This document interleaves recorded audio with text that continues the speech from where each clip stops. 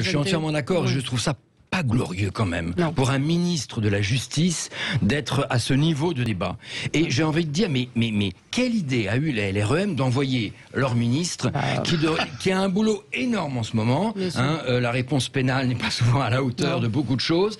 Quelle idée de l'avoir envoyé dans les Hauts-de-France. Et puis, dernier sujet, le combat d'ailleurs de Daniel Moretti, c'est contre les idées d'extrême droite. Désolé, je le répète encore, mais les électeurs aujourd'hui du Rassemblement national, ne votent pas pour des idées d'extrême droite. Ils votent parce qu'ils ont un ras-le-bol, parce que la gauche et la droite n'ont pas réussi à aborder, à résoudre beaucoup de problèmes, notamment celui de la sécurité et de l'immigration. On s'est jamais emparé vraiment de ces sujets. Mais quelle galère d'envoyer Dupond-Moretti. Alors je partage toute question, Nicolas. Vous, c'est un coup de gueule? Ah oui, c'est un coup de gueule sur le classement pour prescription de l'affaire Olivier Duhamel. Je trouve ça insensé, d'autant qu'aujourd'hui, il y avait matière à poursuite. C'est-à-dire qu'Olivier Duhamel, à la brigade des mineurs, a plus ou moins avoué effectivement les faits, et que donc les deux protagonistes de l'affaire sont en vie. Donc ce genre de choses, on aurait pu totalement le juger. C'est la loi, c'est la loi. Justement, je demande au législateur peut-être d'évoluer la loi. On l'a évolué déjà cette loi. Elle était d'avant 10 ans après les faits, après elle était 30 ans après la majorité. Je pense qu'il peut y avoir aujourd'hui, on pourrait peut-être abandonner la prescription pour ce genre de crimes et de délits. C'est vraiment une question qu'il faut se poser. Là, il y avait matière à poursuite. Je pense qu'il faut libérer la parole plus tôt. Et ça, c'est un mauvais signe pour tous les jeunes qui ont envie de libérer leur parole. Bon, moi, c'est très important la vaccination pour les mineurs. J'estime que c'est un véritable réservoir à virus, ces jeunes, notamment aux variants. Et il faut absolument que les adolescents se vaccinent si on veut atteindre l'immunité collective. Parce qu'effectivement, ils se auto entre eux et ils ramènent à la maison un variant indien. Et comme par hasard, la grand-mère qui n'a pas voulu se faire vacciner pour X raisons, l'attrape. Et là, on commence à repartir sur...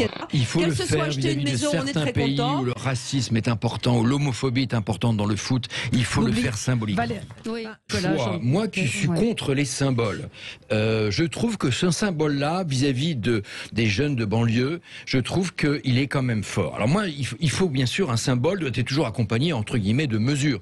Je vais vous donner un autre exemple qui n'a rien à voir, mais je me suis battu contre les LGBT qui demandaient que le drapeau LGBT soit sur les murs de la mairie. Et j'ai toujours dit, ça sert à rien, faisons plutôt une action concrète avec le commissariat, proposant aux associations d'être dans les mairies pour accueillir du public. Là, c'est pareil, il faut que le symbole soit suivi d'actions très concrètes sur ce sujet.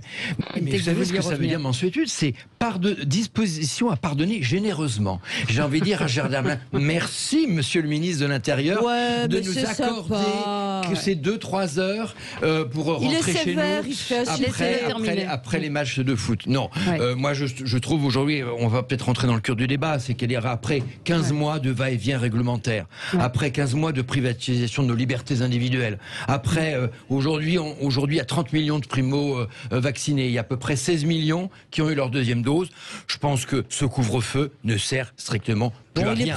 Il faut trouver un équilibre aujourd'hui entre le sanitaire et le psychologique. On le voit, il y a eu le 2 poids 2 mesures en plus de ce week-end, on va pas revenir dessus, entre Roland Garros et les jeunes. C'était très bien, bravo. Coup de chapeau d'avoir fait ça, d'avoir laissé prolonger le match. Et en même temps, on a envoyé des gaz lacrymogènes sur des adolescents de 13 à 14 ans. Il n'y a pas de poids de mesure. Tout n'est pas équivalent. Non, il n'y a pas de poids de mesure. Je suis désolée. Je trouve qu'on avait un match inouï. En plus, c'était tellement exceptionnel. Peu importe. La parole politique est où, Sophie?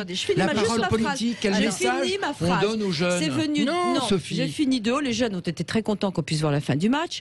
Je dis juste que vider un stade en ça déconcentrait les champions. C'était épouvantable. Ça aurait mais la parole du président de la République, elle est où? Elle a donné satisfaction à la directrice de la Fédération française de tennis, qui, je le rappelle, est une copine, camarade de promo de l'ENA. Non mais attendez, quel message on donne aux jeunes? Je dis comme mais on ne tient pas la parole politique. Non mais à un moment, être un homme politique, c'est anticiper et prendre des décisions. Et aujourd'hui, anticipons. Les chiffres sont à la baisse. La vaccination est bonne. Donnons un message positif aux Français. On nous a enfermés pendant 15 mois. Aujourd'hui, faisons preuve justement de mansuétude et de façon plus générale.